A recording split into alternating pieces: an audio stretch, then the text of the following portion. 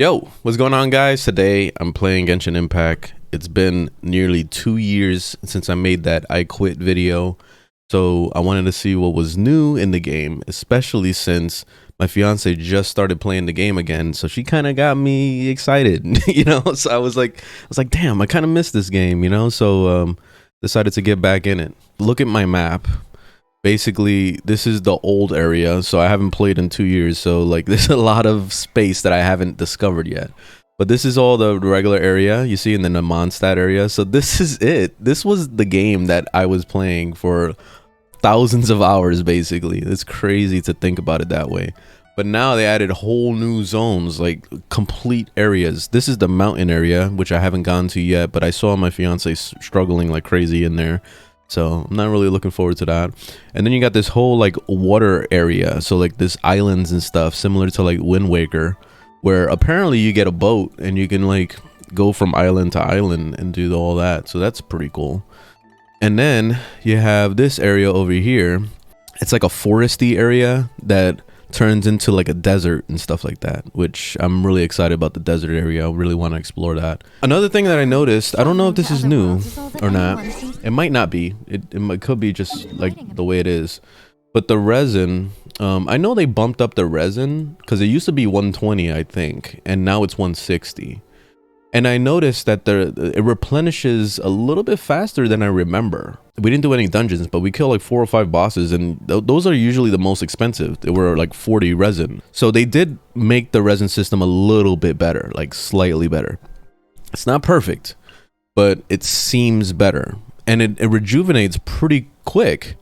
Like, I was in the middle of playing, we were just doing stuff and whatever, and I noticed that my resin just like kind of flew up and I was able to do more bosses. Like, it was crazy. So I was like, oh shit, all right, I think they finally got something going here. They finally listened or whatever. So like, it's better than it used to be.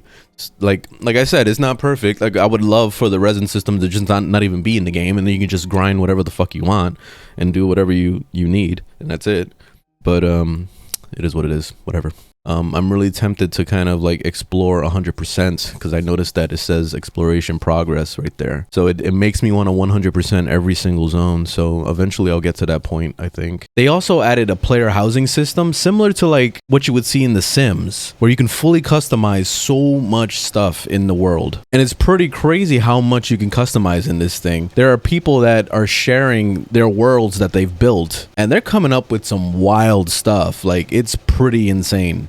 So I'm really looking forward to messing around with this system more. The only downside with this system is that it works on kind of like a resin type system built into it, where you have to accumulate this energy, and it's either done over time, or you just have to build things in order for it to get you the currency so you can buy more items or to expand it a little bit more. So that's the only downside with it. And it also feels kind of Warframey because you'll go and you'll put something to craft and it'll take like 13 hours for it to craft. So yeah, that's the biggest downside of the system. But I figure that once you get this thing all together, you get all the furniture you want and stuff, you could probably make some wild things in here. Another thing they added was a fishing system. The fishing system kind of feels a lot like how New World's fishing system felt, with a mix of Animal Crossing. And I know it's kind of weird to even say these names together, but that's pretty much the gist of what it feels like when you cast a line, and then you also play the little mini game to catch the fish. The only really awkward part about this whole thing is listening to your character moan the whole time while he's trying to pull up a fish. You've got it! You got it! Steady now! It's the final stretch! Whew! That was a tough fight! And of course, we got plenty of story arcs. There's so many missions to do, like, it's ridiculous. You got side quests, you got main quests, you got battle pass quests. You got, like, it's just too much content now. So if you haven't played in a couple years like I have, you're gonna have plenty of game here for probably like the rest of the year, or probably even 2 years. It's a lot.